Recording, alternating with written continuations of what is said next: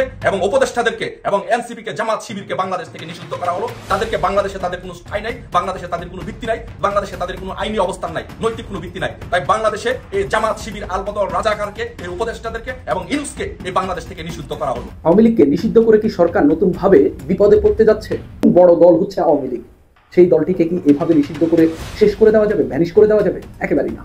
কারণ যাদেরকে নিষিদ্ধ করেছেন তারা তো আন্ডারগ্রাউন্ডে চলে যাবে, সেখান থেকে নতুন করে একটা বিপ্লবী শ্রেণী তৈরি হবে। শেষ হইয়াও হইল না শেষ। বাংলাদেশ আওয়ামী লীগের রাজনীতি নিষিদ্ধ করা হয়েছে, কিন্তু এর ভেতরে না একটু পেচকি আছে এখন পর্যন্ত। আজকে যারা আওয়ামী লীগ নিষিদ্ধের জন্য এই দাবি তুলেছে, গ্যারান্টি কি এক সপ্তাহের পর তারা বিএনপিকে নিষিদ্ধ করার জন্য এই সরকারকে চাপ দিবে না? সময়ের পরিবর্তে আপনারাই নিষিদ্ধ হয়ে যাবেন, এই নিষিদ্ধ আওয়ামী লীগের কিচ্ছু যায় আসে না। এই আওয়ামী লীগকে দমিয়ে রাখবে এরকম কোনো শক্তি বাংলাদেশের কারো নাই। আন্দোলনের চূড়ান্ত পর্যায়ে আসছে আওয়ামী লীগ নিষিদ্ধ হওয়া মানেই আন্দোলন তীব্র হওয়া। দর্শক, বাংলাদেশ, ভারত এবং পাকিস্তান এই তিনটি দেশের মধ্যেই কিন্তু বর্তমান সময়ে সমস্যা জড়িত আছে। সবার মূলে আছে কিন্তু ভারত।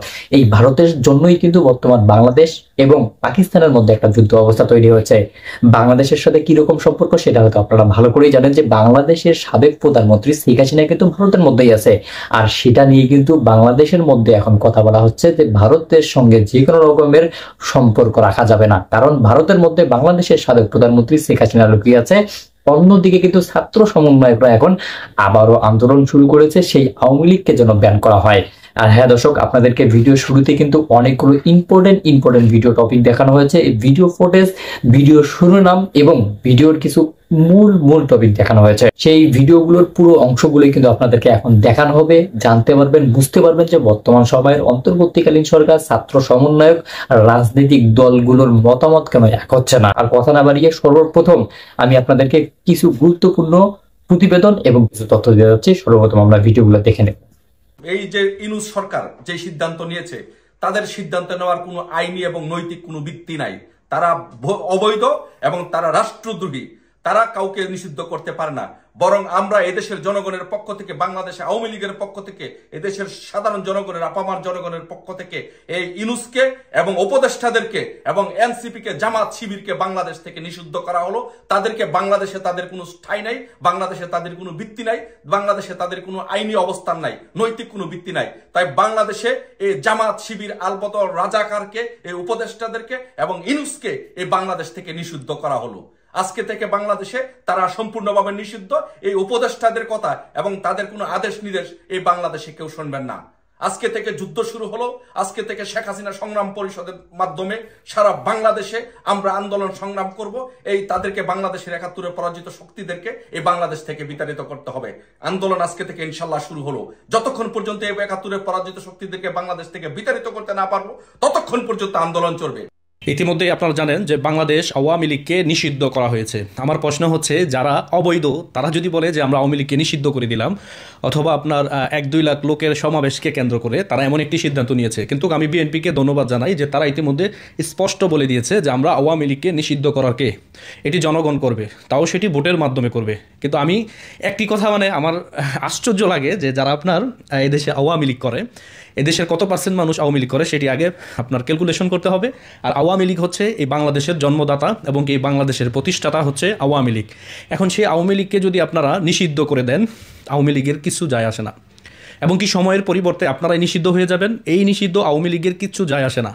আপনারা যারা এখন আওয়ামী লীগকে নিষিদ্ধ করে দিয়েছেন সংবিধান অনুযায়ী, আপনারা কিন্তু সেই আওয়ামী লীগের গড়া যেই সংবিধান, সেই সংবিধান অনুযায়ী কিন্তু আপনারা শপথ দিয়েছেন। তার মানে আপনারা সেই সংবিধান অনুযায়ী যে শপথ নিয়ে ক্ষমতায় বসছেন সেটাও কিন্তু অবৈধ, যেটি আপনার ভোটের মাধ্যমে নির্বাচিত হয়ে শেখ হাসিনা ক্ষমতায় বসেছিল। আপনারা কোথা থেকে বৈধ হয়ে আসলেন? এটা হচ্ছে এখন প্রশ্নবিদ্ধ হয়। এই যে সিদ্ধান্ত ইতিমধ্যে নেওয়া হয়েছে, এটি কিন্তু প্রশ্নবিদ্ধ হয়ে যায় যে আপনারা কোথা থেকে বৈধ হলেন? আওয়ামী লীগ যদি নিষিদ্ধ হয় তাহলে আপনারা কীভাবে আপনারা পরিশুদ্ধ?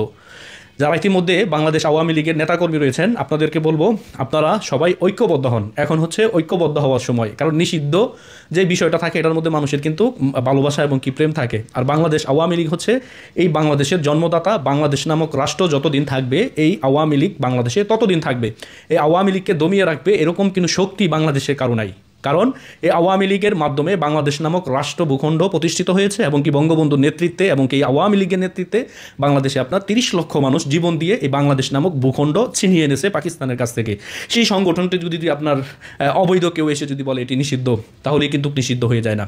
এই জন্য বলবো যারা বাংলাদেশ আওয়ামী লীগের নেতাকর্মী রয়েছেন, আপনারা প্রত্যেক জায়গায় আপনারা সুসংগঠিত হন, এবং কি যারা এই বাংলাদেশকে বিক্রি করে দিতে চায়, যারা ইতিমধ্যে এই দেশকে আপনার বাহিরের কাছে বিক্রি করে দিয়েছে, যারা করিডোরের নামে এই রাষ্ট্রকে আপনার একটি হুমকির মধ্যে ফেলে দিয়েছে, তাদের বিরুদ্ধে কিন্তু আপনাদের সোচ্চার হতে হবে, এবং কি এই দেশের জনগণকে কিন্তু তাদের বিরুদ্ধে আপনার সোচ্চার হতে হবে, যাতে করে আমাদের এই রাষ্ট্রকে নিয়ে তারা কোনো পায়তারা না করতে পারে, এবং কি এই রাষ্ট্রকে নিয়ে তারা যেন কোনো ষড়যন্ত্র করতে না পারে।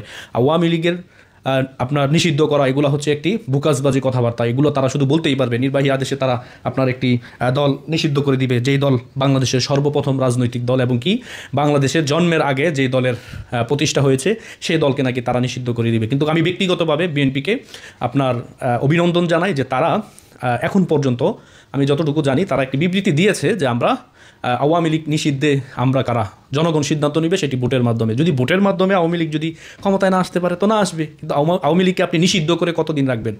নিষিদ্ধ করে কিন্তু আওয়ামী লীগকে আপনারা রাখতে পারবেন না। তার মানে আন্দোলনের চূড়ান্ত পর্যায়ে আসছে আওয়ামী লীগ নিষিদ্ধ হওয়া মানেই আন্দোলন তীব্র হওয়া। গতকালকে বাংলাদেশ আওয়ামী লীগের সকল সাংগঠনিক কার্যক্রম নিষিদ্ধ করেছে সরকার। আর বিএনপির অবস্থান আমরা আজকে একদম পরিষ্কার জানতে পারলাম যে আওয়ামী লীগকে নিষিদ্ধ চেয়ে প্রধান উপদেষ্টাকে কিন্তু চিঠি দিয়েছিল বিএনপি, আর আওয়ামী লীগের নিষিদ্ধে উচ্ছ্বাস প্রকাশ করেছে বিএনপি। মনে করছে যে বাংলাদেশ জঞ্জাল মুক্ত হয়েছে, আবার কিছুটা আশঙ্কা রয়ে গেছে, এরকম তারা মনে করছে। বাট এই টোটাল আওয়ামী লীগকে নিষিদ্ধ করার জন্য সবচেয়ে আমার মনে হয় যে প্রায়োরিটি লিস্টে দুইটা দল সবচেয়ে বেশি ভূমিকা প্রথম থেকে ছিল, এটা হচ্ছে এনসিপি আর জামাত। জামাত তো হবেই, কারণ জামাতের আওয়ামী লীগ নিষিদ্ধ করেই দিছিল, সেখান থেকে জামাত ব্যাক আসছে। সো এত উদারতা বাংলার জমিনে মানুষের যে আমাদের নর্মাল ডিএনএ গঠন হয় প্রাকৃতিক ভাবে, তো সেইখানে এই উদারতা থাকার কথা ছিল না, যার কারণে আওয়ামী লীগ নিষিদ্ধে ছাত্র শিবির এবং জামাত এই যে বিশাল গণজমায়েত লাগাতার আন্দোলন, সেখানে কিন্তু অনেক বড় ভূমিকা রাখছে। কিন্তু এত বড় ভূমিকা রাখা এখন নিজেরাই আরেকটা বাটে পড়ে চলছে, মানে বাটের দিকে চলে যাচ্ছে। সরকারের খুবই শক্তিশালী উপদেষ্টা মাহফুজ মাস্টার মাইন্ড, সে যেই ঘোষণা দিছে জামাতের কর্মীরা মোটামুটি গণহারে তারা গালাগালি শুরু করছে। কেন ভাই? এখন আসুন কেন জামাতের নেতা কর্মীরা মাহফুজের কালকে পর্যন্ত মানে নিজেদের ভাই ব্রাদার মনে করে আজকে গালাগালি করতেছে? কারণ এইবারের টার্গেটটা জামাত। যে জিনিসটাতে গত প্রায় 71 টু 25 54 বছরের কাছাকাছি সময় জামাত ঝুঁকে নাই, সেখানে ঝুঁকাবে আবার কে? সরকার। সিদ্ধান্ত কি দেখেন, উপদেষ্টা মোহাম্মদ মাহফুজ আলম মনে করছে 71-এর প্রশ্ন মীমাংসা করতেই হবে। ই লাগাইছে, ই প্রত্যয়, যাদের বাংলাতে একটু হালকা গ্রামার আইডিয়া আছে বুঝতে পারেন। ই মানে হচ্ছে আমরা খাবোই, যাবই। ই প্রত্যয় যখন যোগ করা হয় তখন এখানে কার্যকরিতার ভূমিকাটা 100% করতে হবে, এরকমই চলে আসে। তো মাহফুজ বলছে 71-এর প্রশ্ন মীমাংসা করতেই হবে, যুদ্ধাপরাধের সহযোগীদের ক্ষমা চাইতেই হবে। মানে 1971 সালে বাংলাদেশের স্বাধীনতা বিরোধী ছিল জামাত, আর তারা পাকিস্তানিদের সহযোগী ছিল, এটাই তিনি বলছেন। তিনি বলছেন বাংলাদেশের রাজনীতি করতে হলে পাকিস্তান পন্থা বাদ দিতে হবে। এই যে ভারত পাকিস্তান যুদ্ধের মধ্যে একদল পাকিস্তান প্রেমীর দেখা মিলছে, পাকিস্তান জিন্দাবাদ প্রেমীদের দেখা মিলছে। তো মাহফুজের বক্তব্য, এই পাকিস্তান প্রেম ভাই আপনাকে ছাড়তে হবে। ভেরিফাইড ফেসবুক আইডিতে মাহফুজ বলছেন পাকিস্তান এদেশে গণহত্যা চালিয়েছে। যারা মনে করছেন যে না পাকিস্তান এটা করে নাই সেটা করে নাই, তাদের উদ্দেশ্যে তিনি বলছেন যে পাকিস্তান অফিসিয়ালি ক্ষমা চাইলেও, তদুপরি আবারও ক্ষমা চাইতে রাজি হলেও যুদ্ধাপরাধের সহযোগীরা এখনো ক্ষমা চায়নি, মানে জামাত এখনো ক্ষমা চায়নি। বরঞ্চ ইনিয়ে বিনিয়ে গণহত্যার পক্ষে বয়ান উৎপাদন বন্ধ করতে হবে। এই কথাটার বক্তব্য হচ্ছে জামাত 71 নিয়ে নানান ধরনের বক্তব্য তারা দেয়, কৌশলী বক্তব্য দেয়, এটাকে তিনি বলছেন ইনিয়ে বিনিয়ে এই সকল মানে কথাবার্তা বন্ধ করতে হবে। জুলাইয়ের শক্তির মধ্যে ঢুকে স্যাবোটাজ করা বন্ধ করতে হবে, সাফ দিলে আসতে হবে, মানে দিলটা একদম পরিষ্কার করে আসতে হবে। তার বক্তব্য মুজিববাদী বামদের ক্ষমা নাই, লীগের গুম হত্যা, খুন আর সাপ্লাই, মোদী বিরোধী আন্দোলনে হত্যাযোগের মস্তিষ্ক। তারপর এখানে তিনি বিভিন্ন বক্তব্য দিয়েছেন। আর দিন শেষে তার এই স্টেটাসটার এবার টার্গেট ছিল জামাত ইসলাম। তো আপনার কি মনে হয় যে মাহফুজের কথায় জামাত আসলে কি ক্ষমা চাইবে, বা জামাত কি নৈতিকভাবে মনে করছে যে 1971 সালে তারা যে মানে ঘটনাগুলো ঘটাইছে সেটা আসলে কি বাংলাদেশ বিরোধী ছিল বা নীতি নৈতিকতা বর্জিত কোনো কর্মকাণ্ড ছিল? তারা কি এর জন্য লজ্জিত হবে মাহফুজের কথায়? আর যদি তারা লজ্জিত না হয় তাহলে কি এনসিপির তারা আওয়ামী লীগকে নিষিদ্ধের জন্য যেমন রাস্তায় নামছে, অর্জন করে নিছে, জামাত থেকে এটা করতে পারবে বা আদৌ কি তারা করবে? কারণ কেউ কেউ মনে করছেন এনসিপি হচ্ছে জামাতেরই সি টিম। যত কর্মকাণ্ড আছে যেখানে মানুষের দরকার হয়, মানে রাষ্ট্রপতি লোকবল দরকার হয়, জামাত ব্যাকআপ করে। তো সেইখানে তারা কি তাদের মানে বড় ভাই হিসাবে জামাতকে তারা যেভাবে দেখে সেই জায়গাতে এই ভূমিকা নিবে কিনা, অথবা আদৌ এই জুলাই আগস্টের অভ্যুত্থানের গত 9 মাসে জামাতের ইস্যুতে এনসিপি শক্ত কোন অবস্থানে গিয়েছে কিনা যেখানে বিএনপির বিপরীত তারা কথা বলে হার্ড লেভেলে? সময় বলে দিবে, দেখা যাক। ভালো থাকুন, আসসালামু আলাইকুম। এই যে আওয়ামী লীগের যে নাটবল্টু লেসপেন্সার ছিল, যে 14 দলে ইনু মেননরা, এদেরকেও বিচারের মুখোমুখি করতে হবে।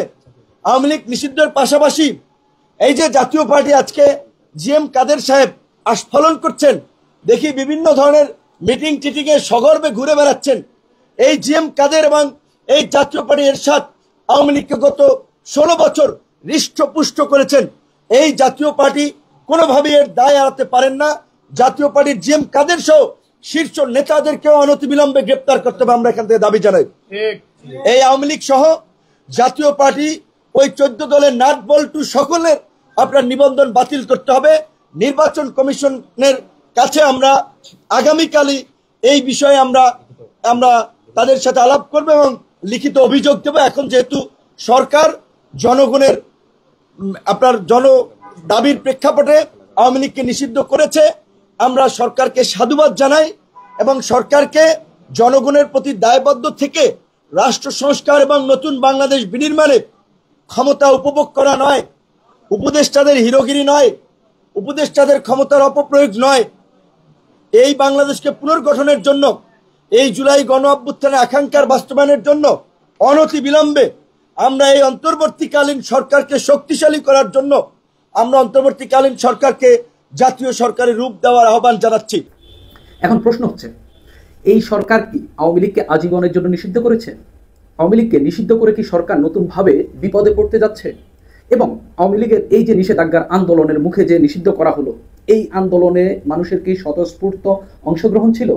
রাজনৈতিক দলগুলো কি এটা চেয়েছিল? একেবারেই না।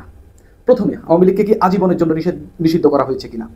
যে আইনে নিষিদ্ধ করা হয়েছে, সন্ত্রাস বিরোধী আইন, আমরা জানি প্রথম দিকে এই সরকার যখন আন্তর্জাতিক অপরাধ ট্রাইব্যুনালকে নতুন করে সংস্কার করে যখন তৈরি করে আওয়ামী লীগ এবং গণহত্যা চালানো দলটির বিচার করার জন্য, শেখ হাসিনা সহ দলটির অন্যান্য নেতাকর্মীদের যারা গণহত্যা চালিয়েছে তাদের বিচার করার জন্য, তখন আইসিটির যে আইন, এই আইন থেকে রাজনৈতিক দলের নিষিদ্ধের বিষয়টি সরিয়ে দেওয়া হয়।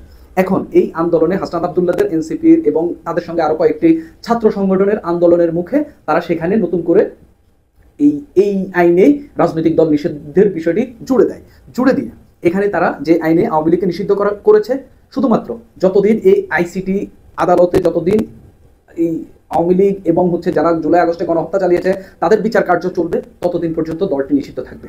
আমি যদি ভুল না করি এটাই বলা হয়েছে। একটু পরেই উপদেষ্টা পরিষদের বৈঠকে আন্তর্জাতিক অপরাধ ট্রাইব্যুনালে বাংলাদেশ আওয়ামী লীগ ও তার নেতাদের বিচার কাজ সম্পন্ন না হওয়া পর্যন্ত দেশের নিরাপত্তা ও সার্বভৌমত্ব রক্ষা, জুলাই আন্দোলনের নেতাকর্মীদের নিরাপত্তা, আন্তর্জাতিক অপরাধ ট্রাইব্যুনালের বাদী ও সাক্ষীদের সুরক্ষার জন্য সন্ত্রাস বিরোধী আইনের অধীনে সাইবার স্পেস সহ আওয়ামী লীগের যাবতীয় কার্যক্রম নিষিদ্ধের সিদ্ধান্ত গ্রহণ করা হয়েছে। এই বিষয়ে প্রয়োজনীয় পরিপত্র পরবর্তীতে জারি করা হবে।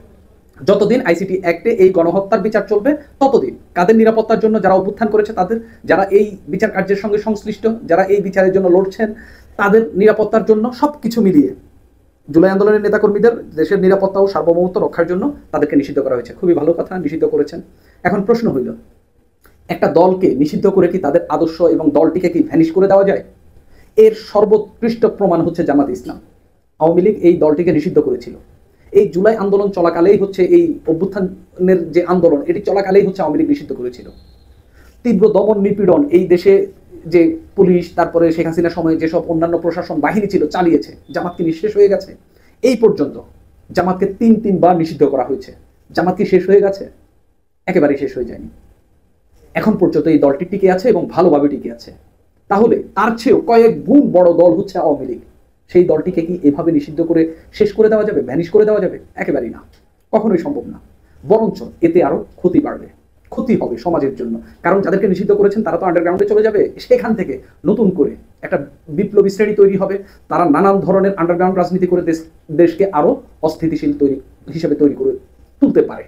তো দর্শক, আপনাদেরকে যে সমস্ত প্রতিবেদন দেখানো হলো, এই সমস্ত প্রতিবেদন দেখে আপনাদের মন্তব্য কি? আর বর্তমান সময়ে যেটা চলতেছে, বাংলাদেশ, ভারত এবং পাকিস্তান, তিন দেশের মধ্যেই কিন্তু একটা সমস্যায় আছে। এই আসলে দর্শক, এই বিষয়গুলো নিয়ে আপনাদের মতামত কি? অবশ্যই কিন্তু আপনাদের মতামতগুলো জানিয়ে যাবেন, কারণ আমরা আপনাদের মতামতগুলো জানতে চাই।